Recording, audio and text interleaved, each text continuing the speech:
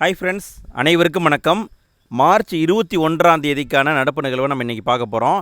இன்றைய நடப்பு நிகழ்வை நம்ம கூட ஷேர் பண்ண நம்முடைய ஃப்ரெண்டு சக்தி வந்திருக்காரு. சக்தி வணக்கம். வணக்கம் சார். சக்தி, இன்றைக்கு நாள் எப்படி சென்றது? நல்லா போச்சுங்க சார். சக்தி, இன்றைக்கி என்ன டாபிக் படிச்சிங்க? இன்றைக்கி தமிழுங்க சார். தமிழ் தினமும் ஒரு டாபிக். ஏன் சக்தி? ஆமாங்க சார். Okay, super super.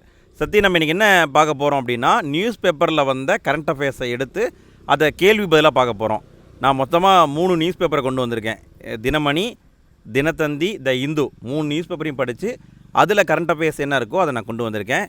இதை கேள்வி பதிலாக மாற்றி கொண்டு வந்திருக்கேன். ரொம்ப இன்ட்ரெஸ்டிங்காக இருக்கும். வீடியோக்குள்ளே போகலாமா சக்தி? போகலாங்க சார். ஓகே சரி சக்தி, ஃபஸ்ட்டு கேள்வியை பாரு சக்தி. தகவல் தொழில்நுட்ப சட்டம் கொண்டு வரப்பட்ட ஆண்டு என்ன? தகவல் தொழில்நுட்ப சட்டம் கொண்டு வரப்பட்ட ஆண்டு என்ன? இதை ஏன் கேள்வியை வச்சுருக்கேன்னா, இன்றைக்கி நியூஸில் என்ன போட்டிருந்தாங்கன்னா, 300க்கும் மேற்பட்ட சூதாட்ட இணையதளங்கள் மத்திய அரசால் முடக்கப்பட்டது அப்படின்னு போட்டிருந்தாங்க. அதெல்லாம் எதை வச்சு பிளாக் பண்ணுறாங்கன்னா, இந்த மாதிரி சட்டங்களை வச்சு தான் பிளாக் பண்ணுறாங்க.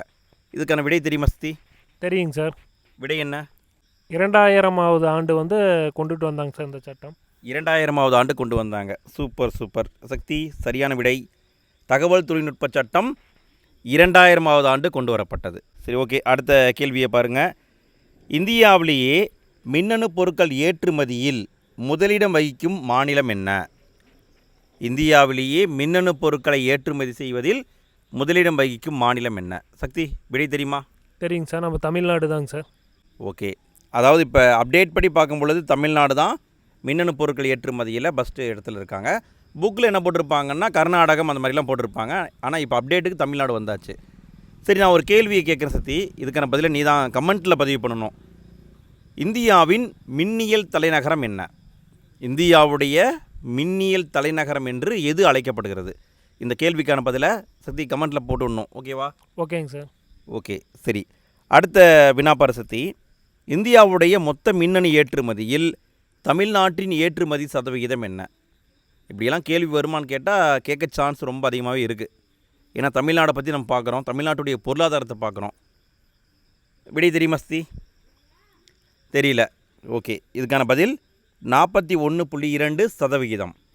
இந்தியாவுடைய மொத்த மின்னணு ஏற்றுமதியில் தமிழ்நாட்டுடைய பங்களிப்புனா 41.2%. அடுத்த வினாப்பார சக்தி. நாடு முழுவதும் 108 ஆம்புலன்ஸ் சேவை திட்டம் தொடங்கப்பட்ட ஆண்டு என்ன? 108 ஆம்புலன்ஸ் சேவை திட்டம் எப்பொழுது தொடங்கப்பட்டது? ஏன் இதை நியூஸில் பார்க்குறோம்னா, இப்போ என்ன பண்ணியிருக்காங்கன்னா, அவங்க 12 மணி நேரம் இந்த வண்டியெலாம் ஓட்டுவாங்க போல இருக்குது. இப்போ அதை 8 மணி நேரமாக குறைச்சிருக்காங்க. இது எப்போன்னு தெரியுமா சக்தி? தெரியுங்க சார். எந்த ஆண்டு? 2005ங்க சார். Super super. 2005 தான் நாடு முழுவதும் 108 ஆம்புலன்ஸ் சேவை திட்டம் கொண்டு வரப்பட்டது. ஓகே, அடுத்த வினாப்பார சக்தி. உலக காடுகள் தினம் என்று கொண்டாடப்படுகிறது? இது ஸ்கூல் புக்லேயே இருக்குது சக்தி. உலக காடுகள் தினம் என்று கொண்டாடப்படுகிறது. விடையை சொல்லுங்கள் பார்க்கலாம். மார்ச் 21ங்க சார். Super super. மார்ச் 21 உலக காடுகள் தினம். இதை பற்றி ஒரு கட்டுரை பேப்பரில் போட்டிருந்தாங்க சக்தி. என்ன போட்டிருந்தாங்கன்னா, சிப்கோ இயக்கம் அப்படிங்கிற ஒரு இயக்கம் இருக்குது. சிப்கோ இயக்கம் ஸ்கூல் புக்லேயே இருக்குது சக்தி. சரி, இந்த இயக்கம் எங்கே உருவாக்கப்பட்டிருதுன்னா, உத்தரகண்ட் பகுதியில் உருவாக்கப்பட்டிருக்கு. உருவாக்கியவர் சாண்டி பிரசாத் பட் அப்படிங்கிறவர். அவர் தான் உருவாக்கியிருக்காரு. சரி, இதுக்கான ஒரு கேள்வியை நான் வச்சுருக்கேன். நியூஸ் பேப்பரில் போட்டிருக்காங்க. எத்தனை பேர் நியூஸ் பேப்பரை டெய்லியும் படிக்கிறீங்கன்னு நான் தெரிஞ்சுக்கிறேன். சிப்கோ என்பதன் பொருள் என்ன? இதுக்கான பதிலை நீங்கள் கமெண்ட்டில் பதிவு பண்ணணும். சக்தி, உனக்கு தெரியாதானே? தெரியாதுங்க சார். தெரியாது. இது என்னங்கிறத நெட்டில் தேடி எடுத்து அதை கமெண்ட்டில் போட்டு விட்றீங்க. ஓகே சக்தி? ஓகேங்க சார். சிப்கோ என்பதன் பொருள் என்ன? ஓகே, அடுத்த வினாப்பார சக்தி. மம்ஸ் எனப்படும் வைரஸ் மூலம் பரவும் நோய் எது? வைரஸால் ஏற்படக்கூடிய நோய் மம்ஸ் அப்படிங்கிற டைப்பான வைரஸால் ஏற்படும். விடை தெரியுமா சக்தி? தெரியுங்க சார். என்னது? பொண்ணுக்கு வீங்கிங்க சார். பொண்ணுக்கு வீங்கி. Super super. பொண்ணுக்கு வீங்கி என்பது தான் மம்ஸ் எனப்படும் வைரஸால் பரவும் நோய்கள். சக்தி, அடுத்த வினாப்பார சக்தி. சரியான கூற்றை கண்டறிக. கண்டிப்பாக தேர்வில் இந்த மாதிரி கேள்வி தான் வரும். ஃபஸ்ட்டு பாயிண்ட்டு, தமிழக பொறுப்பு கவர்னராக ராஜேந்திர விஸ்வநாத் அர்லேக்கர் பதவியேற்றார். பாயிண்ட் நம்பர் 2, மேற்கு வங்க கவர்னராக RN ரவி அவர்கள் பதவியேற்றார். 2ல் எது கரெக்டுன்னு கேட்டிருக்காங்க. இதெல்லாம் அப்டேட் நியூஸு. இதுக்கான பதில் தெரியுமா சக்தி? தெரியுங்க சார். விடையை சொல்லி பார்க்கலாம். இரண்டுமே சரிங்க சார். இரண்டுமே சரி என்பது தான் கரெக்டு. இப்போ மாற்றப்பட்டிருக்கு. சரி, மாற்றுறது யார்? இந்த ஆளுநர்களை ஒரு மாநிலத்திலேருந்து இன்னொரு மாநிலத்துக்கு மாற்றுவது யார்? குடியரசுத் தலைவருங்க சார். குடியரசுத் தலைவர் தான் மாற்றுவார். சரி, ஆளுநர் ஆகணும்னா அதுக்கான வயது வரம்பு இருக்குல்ல சத்தி? ஆளுநராக ஆகணும்னா வயசு என்ன இருக்கணும் சத்தி? 35ங்க சார். 35 இருக்கணும். Okay okay, super. அடுத்தது பார் சத்தி, பொருந்தாத இணையை கண்டறிக. சக்தி, ஃபஸ்ட்டு நம்ம கரண்ட் அஃபேர்ஸ் வீடியோ போட்டது வந்து மார்ச் 15 போட்டோம். தேர்தலை பற்றி தான் போட்டோம். அதை வச்சு இந்த கேள்வி வந்திருக்கு பார் சத்தி. சட்டமன்ற தொகுதியை அடிப்படையை வச்சு இங்கே வந்து எது தவறானதுன்னு சொல்லணும். இதுக்கான விடையை பார்க்கலாமா சத்தி? உனக்கு தெரியுமா? தெரியுங்க சார், பார்க்கலாங்க சார். விடையை சொல்லி பார்க்கலாம் சத்தி. இதில் பொருந்தாதது மேற்கு வங்கம் சார்.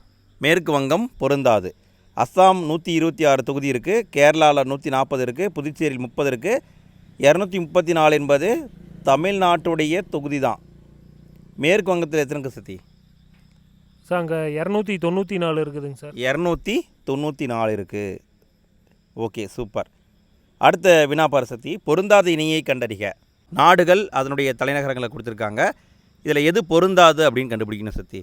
சரி, இதை ஏன் இப்படி கேள்வியாக செட் பண்ணியிருக்காங்க அப்படின்னா, அதாவது இப்போ வந்து சமீபத்தில் போர் நடக்குது, உனக்கு தெரியும் இல்லையா சத்தி? அப்போ அந்த போரால் தலைநகரம் பாதிக்கப்பட்டிருக்கும். அப்போ தலைநகரத்தை பற்றி மென்ஷன் பண்ணிகிட்டே இருப்பாங்க. ஸோ அதை வச்சு இந்த கேள்வி அமைக்கப்பட்டிருக்கு. இதுக்கான விடை உனக்கு தெரியுமா சத்தி? தெரியுங்க சார். சொல்லு பார்க்கலாம். சார் இதில் வந்து இஸ்ரேலோட தலைநகரம் வந்து ஜெருசலம் சார். Okay, correct. அது கரெக்டுங்க சார். ஓகே. ஈரானோட தலைநகரம் வந்து டெஹரானுங்க சார். ஓகே. ஐக்கிய அரபு அமீரகத்துக்கு வந்து அபுதாபிங்க சார். ஓகே. ஓமனுக்கு வந்து தலைநகரம் வந்து மஸ்கட்டுங்க சார். மஸ்கட் அப்படின்னு வந்திருக்கணும். ஓகே, ஆமாங்க சார். தோகா வந்து கத்தாரோட தலைநகருங்க சார். தோகா என்பது கத்தார். ஓகே, இதெல்லாமே இப்போ சமீபத்தில் ஈரான் அமெரிக்க போரால் வந்து பாதிக்கப்படக்கூடிய பகுதிகள். ஸோ கண்டிப்பாக இந்த ஏரியாவை நல்லா பார்த்து வச்சுக்கோங்க ஃப்ரெண்ட்ஸ். கேட்க சான்ஸ் ரொம்ப ரொம்ப அதிகமாக இருக்குது. அடுத்த வினாசத்தி, இந்தியாவில் முதல் முறையாக ரிங் மெட்ரோ ரயில் பாதை எங்கு திறக்கப்பட்டது? இப்போ மார்ச் மாதம் திறந்திருக்காங்க, பிரதமர் திறந்திருக்காரு. எங்கே அப்படின்னு கேட்டிருக்காங்க. இந்தியாவில் முதல் முறையாக ரிங் மெட்ரோ ரயில் பாதை எங்கு திறக்கப்பட்டுள்ளது? எப்படி தெரியுமா சத்தி? சார் நம்ம தலைநகர் தாங்க சார். தலைநகர் தான். தலைநகர் புதுடெல்லி என்பது கரெக்டு. Super super. அடுத்தது, தமிழக அரசு சார்பில் சிறந்த பள்ளிகளை தேர்வு செய்து அந்த பள்ளிகளுக்கு வழங்கப்படும் விருது என்ன? தமிழ்நாடு அரசுடைய சார்பாக சிறந்த பள்ளியை தேர்வு பண்ணி விருது கொடுப்பாங்க. அந்த விருதுக்கு பெயர் என்னன்னு கேட்குறாங்க. இப்படி தெரியுமா சத்தி? தெரியுங்க சார். சொல்ல பார்க்கலாம். சார் இந்த விருது வந்து 2022 கொடுத்துக்கிட்டு இருக்கிறாங்க சார். ஓகே. நம்ம பேராசிரியர் அன்பழகன் அவரோட பேரில் கொடுக்குறாங்க சார். Super super. 2022 கொடுக்குறாங்க. பேராசிரியர் அன்பழகன் அப்படிங்கிற பேரில் கொடுக்குறாங்க. Okay, super. அடுத்த வினாபார் சத்தி, கீழ்கண்டவற்றுள் செல்லாங் சுயஸ் மேக்ஸ் என்பது எதனுடன் தொடர்புடையது? இதை நியூஸ் பேப்பரில் அடிக்கடி நீங்கள் பார்த்துருப்பீங்க. இப்படி தெரியுமா சத்தி? தெரியுங்க சார். என்னன்னு சொல்லி பார்க்கலாம் சத்தி. சார் அது ஒரு எண்ணெய் கப்பலுங்க சார். எண்ணெய் கப்பல். Super super super. அதாவது இந்த ஈரான் அமெரிக்க போருக்கு அப்போ வந்து பார்த்திங்கன்னா இந்த ஹார்முஸ் ஜலசந்திங்கிறத லாக் பண்ணிட்டாங்க. அதை தாண்டி மும்பைக்கு வந்த முதல் கப்பல் தான் இந்த செல்லாங் சுயஸ் மேக்ஸ். இதை கேட்க வாய்ப்பு ரொம்ப அதிகமாக இருக்குது. இதை வச்சு கேட்பாங்க, எந்த கப்பல் முதல்ல வந்தது அப்படின்னு கூட கேட்கலாம். ஸோ இந்த கப்பல் எதனோட தொடர்புடையதுன்னு கேட்கலாம். இது வந்து ஒரு எண்ணெய் கப்பல். அடுத்த வினாசத்தி, இந்தியாவிலேயே முதல் முறையாக நுண்பாசி அடிப்படையில் பியூர் ஏர் கோபுரம் எங்கு நிறுவப்பட்டுள்ளது? இந்தியாவிலேயே முதல் முறையாக நுண்பாசியை அடிப்படையாக வச்சு உருவாக்கியிருக்காங்க. அதை எங்கே உருவாக்கியிருக்காங்க சத்தி? சார் இது நம்ம தலைநகர் தாங்க சார். தலைநகர். அங்கே காற்று மாசு அதிகமாக இருக்கிறதுனால ஓகே, இதை வந்து செயல்படுத்துகிறாங்க சார். இந்த திட்டத்தை செயல்படுத்துகிறாங்க சார். மிகச்சரியான பதில் சத்தி. Super super. அடுத்து, உலக டவுன் சிண்ட்ரோம் விழிப்புணர்வு தினம் கொண்டாடப்படும் நாள். டவுன் சிண்ட்ரோம் அப்படிங்கிறது உனக்கு தெரியும்னு நினைக்கிறேன் சத்தி. 10th புக்கில் கொடுத்துருப்பாங்க. மனிதனுடைய உடம்புல 23 ஜோடி குரோமோசோம் இருக்குது. அதில் வந்து மாற்றம் அடையும் பொழுது தான் இந்த டவுன் சிண்ட்ரோம் குறைபாடு வருது. எந்த தினம்னு உனக்கு தெரியுமா சத்தி? தெரியுங்க சார். சொல்ல சத்தி பார்க்கலாம். சார் இது வந்து மார்ச் 21 வந்து கடைபிடிக்கிறாங்க சார். Okay, super. இப்போ கவர்மெண்ட்டு ப்ளஸ் வந்து அவங்க என்ன வந்து கொடுத்துருக்குறாங்கன்னா, ஆர்டிசம் பாதித்த குழந்தைங்க இப்போ பெரியவங்களாம் இருக்கிறாங்க இல்லைங்க சார். ஆமாம். அவங்களுக்கு வந்து ஃபஸ்ட்டு ப்ரிஃபரன்ஸாக ட்ரீட்மெண்ட்டுக்கு ஹாஸ்பிட்டலுக்கு போனால் 10 பேர் 30 பேர் இருக்கிறாங்கனாங்க சார். இவங்க 2 பேர் இருக்கிறாங்கன்னா ஃபஸ்ட்டு வந்து இவங்களுக்கு தான் வந்து ட்ரீட்மெண்ட்டு கொடுக்கணும் அப்படின்னு வந்து ஒரு சட்டமாக கொண்டு வரதுக்கு முன்முடிவு எடுத்திருக்கிறாங்க சார். ஓகே, சூப்பர் சக்தி, சூப்பர் சூப்பர் சூப்பர் சக்தி, நன்று. ஓகே, அடுத்த வினா பார்க்கலாம் சக்தி. சக்தி, சரியான கூற்றை கண்டறிக. 2 பாயிண்ட் இருக்குது, எது கரெக்டுன்னு சொல்லணும். ஹார்மூஸ் ஜலசந்தி இதனுடைய வடக்கு திசையில் ஈரான் மற்றும் தெற்கு திசையில் ஓமன் ஆகிய இரு நாடுகளுக்கிடையே அமைந்துள்ளது. உலகத்துடைய கச்சா எண்ணெய் போக்குவரத்தில் சுமார் 20 to 25% இந்த ஜலசந்தி வழியாக செல்கிறது. இந்த 2ல் எது கரெக்டுன்னு கேட்குறாங்க. எது சதி கரெக்டு? சார் 2மே சரிங்க சார். 2மே சரி என்பது ஆன்சர். Super super. இதை ஏன் பேசுகிறாங்க அப்படின்னா, இப்போ வந்து ஈரான் வந்து இந்த வழியாக நாங்கள் வந்து எண்ணெய் போக்குவரத்து விடமாட்டோன்னு சொல்லி லாக் பண்ணி வச்சுருக்காங்க. ஸோ இதை வச்சு கண்டிப்பாக தேர்வில் கேள்வி வரும். சத்தி, அடுத்த நியூஸ் பார்க்கலாமா சத்தி? பார்க்கலாங்க சார். பொருந்தாத இணையை கண்டறிக. நாட்களையும் அது எதுக்கான நாள் அப்படிங்கிறதையும் கொடுத்துருக்காங்க. இதில் எது தப்பு அப்படின்னு நீங்கள் கண்டுபிடிக்கணும் சத்தி. சத்தி சொல்ல பார்க்கலாம். மத்திய தொழிலக பாதுகாப்பு படை தினம் மார்ச் 10ங்க சார். சரியாக பொருந்தி இருக்குது. வனவிலங்கு தினம் மார்ச் 3ங்க சார். ஓகே, சரியாக பொருந்தி இருக்குது. உலக காடுகள் தினம் சார் உலக காடுகள் தினம் வந்து மார்ச் 21ங்க சார். மார்ச் 21. ஸோ இது தப்பு. சரி, அடுத்து உலக காசநோய் தினம் மார்ச் 24ங்க சார். 24 சரி. அப்போ இங்கே தவறானது என்பது காடுகள் தினம் மட்டும்தான் தப்பாக வந்திருக்கு. ஓகே, மத்திய தொழிலக பாதுகாப்பு படை தினம் மார்ச் 10, வனவிலங்கு தினம் மார்ச் 3, உலக காசநோய் தினம் மார்ச் 24. ஓகே, அடுத்தது பார்க்கும்போது யானை பாதுகாப்பு திட்டம் தொடங்கப்பட்ட ஆண்டு என்ன? இதெல்லாம் வந்து முக்கிய சக்தி. முதலை பாதுகாப்பு திட்டம், புலி பாதுகாப்பு திட்டம், இதெல்லாம் கேட்பாங்க. உனக்கு எதாவது தெரியுமா சக்தி? யானை பாதுகாப்பு திட்டம் சார் இது 1992 கொண்டுகிட்டு வந்தாங்க சார். 1992 பிப்ரவரி என்பது மிகச்சரியான பதில். அடுத்த வினா பரிசத்தி, இது வந்து பார்த்திங்கன்னா உன்னுடைய ஜிகே ஸ்கில்லை வந்து டெஸ்ட் பண்ணுற மாதிரி ஒரு கேள்வி. பின்வருவனவற்றில் எது யூபிஐ செயலி அல்ல? இதுக்கான பதிலை போடுறதுக்கு யூபிஐனா என்ன நமக்கு ஃபஸ்ட்டு தெரியணும், அப்புறம் தான் ஆன்சர் போட முடியும். இதில் எது சத்தி விடை? இதில் தவறானது வந்து ஜூமுங்க சார். ஜூம். Super super. ஜிபேனா கூகுள் பே, பிம் அப்படிங்கிறத நம்ம யூஸ் பண்ணுவோம். பேடிஎம். ஜூம் அப்படிங்கிறது வீடியோ கால் பேசுறதுக்காக பயன்படுத்தக்கூடிய ஒரு செயலி. அடுத்து, இந்தியாவில் தங்கம் அதிகம் உற்பத்தி செய்யும் மாநிலம் என்ன? தங்கம் விலை வந்து இப்போ கண்ணா பின்னான்னு போயிட்டுருக்கு. ஸோ அதை வச்சு கேட்டிருக்காங்க. இந்தியாவில் தங்கத்தை அதிகமாக உற்பத்தி செய்யும் மாநிலம். தங்கம்னா நம்ம கர்நாடகா தாங்க சார். கோலாறு. கர்நாடகா. கோலார் அப்படி சொல்லும்போதே கேஜிஎஃப் அப்படிங்கிற படம் தான் நமக்கு ஞாபகத்துக்கு வரும். ஓகே சத்தி, அடுத்த கேள்வி சத்தி, சரியான கூற்றை கண்டறிக. 2 பாயிண்ட் இருக்குது, எது சரின்னு சொல்லணும். ஃபஸ்ட்டு பாயிண்ட்டு, லமிட்டியே அப்படிங்கிற பயிற்சி.